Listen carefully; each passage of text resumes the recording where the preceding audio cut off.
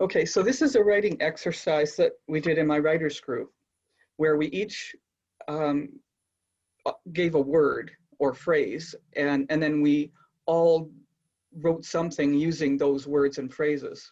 So the words I started with are no nonsense, belongings, skirt, intelligent design, addled, and it was an absolute utter shock and surprise, which I actually paraphrased. So this story is called The Joiner.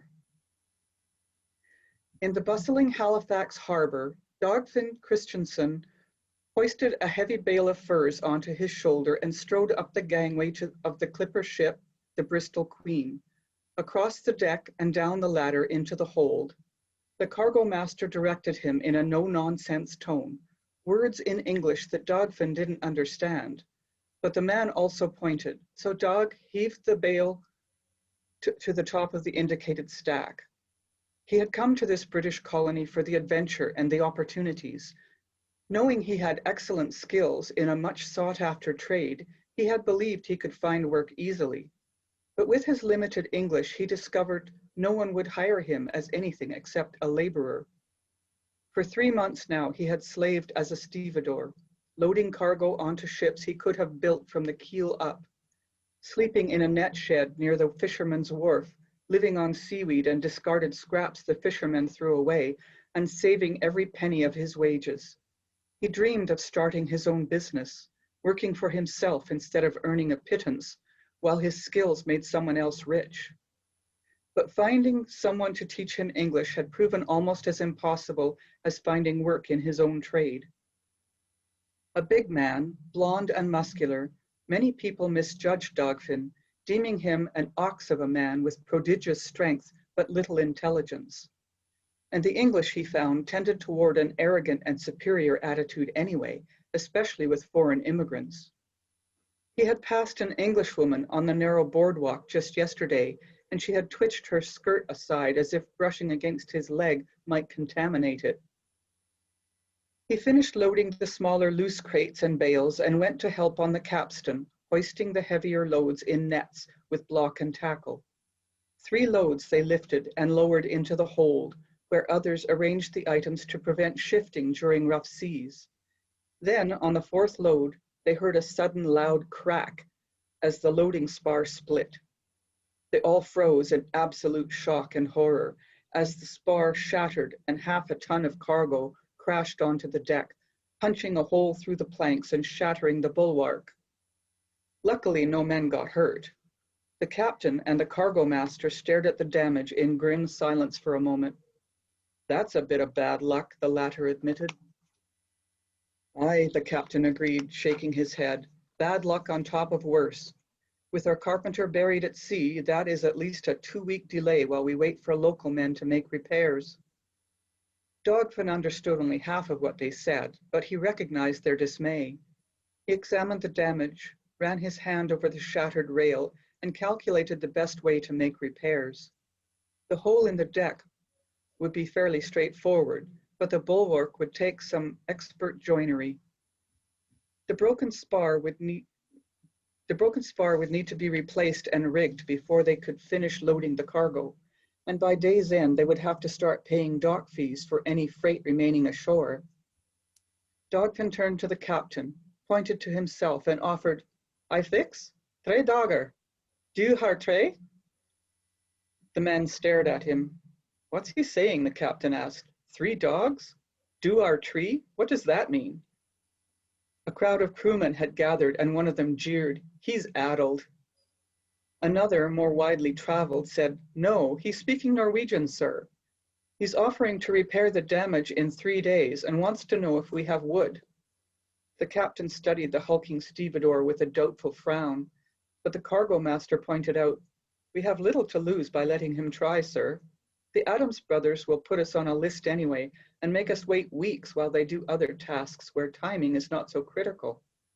If this fellow can do what he says, he'll save us a good deal of dock fees and lost time. We could still make our next port on schedule.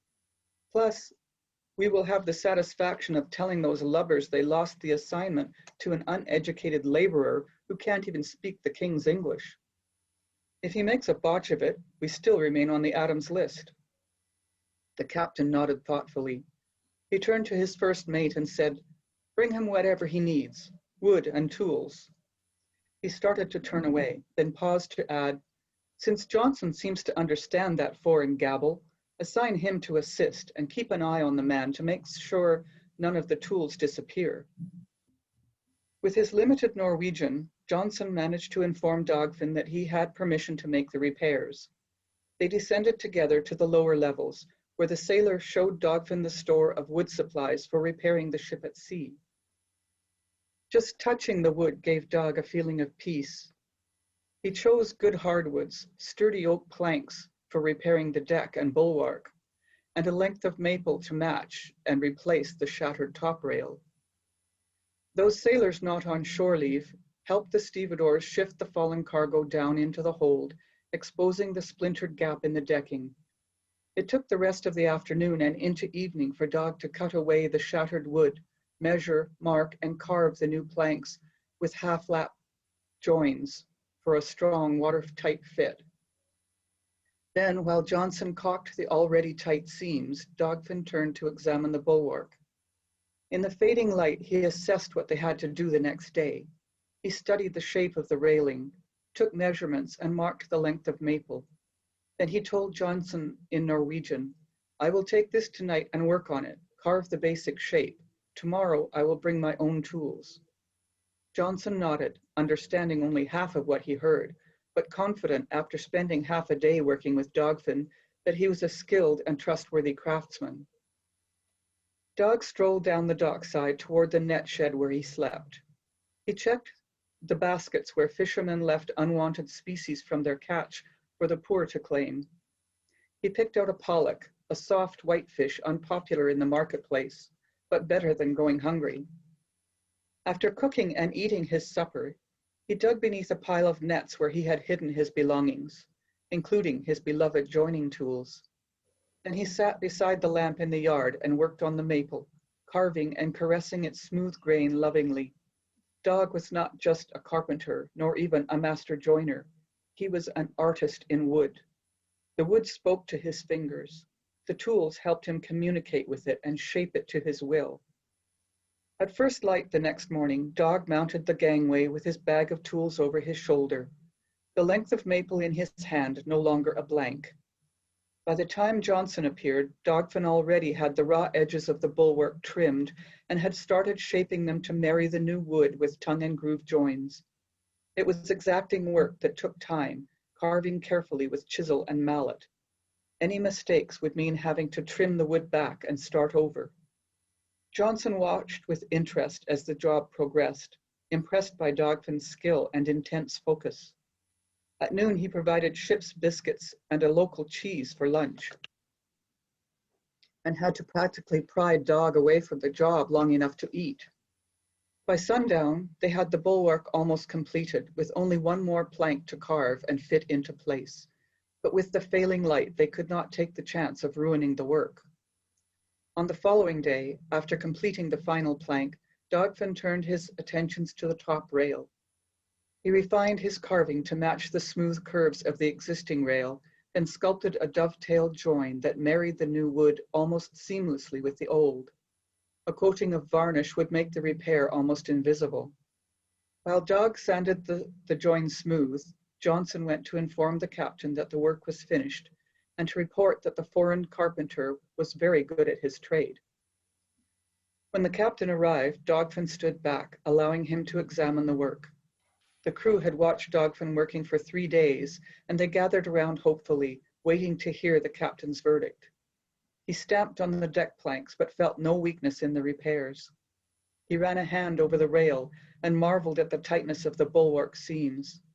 "Quality work," the captain pronounced, and the crew nodded and smiled in satisfaction, thankful that the ship could continue on schedule. "That's a very intelligent design. A man with his skills shouldn't be working as a stevedore. Tell him," the captain ordered Johnson. "We have need of a good ship's carpenter. We'll pay well." Johnson looked at Dagfinn and smiled. He knew little more Norwegian than Dag knew of English. "He is pleased," the sailor said. He didn't know the word for carpenter. Our man who works with wood, he died, sick. You come with us, take his place. I teach you English. You make good money. Dogfin considered the offer. He would be doing the work he loved, but not in the place he wanted. How long? He asked. 1 year, longer if you want. 1 year we come back here. 1 year as a ship's carpenter traveling the world. Then, when he returned to Halifax, he would be able to speak English and would have enough money to start his own joinery business. Dogfin sighed and nodded. Tell him yes, and thank you.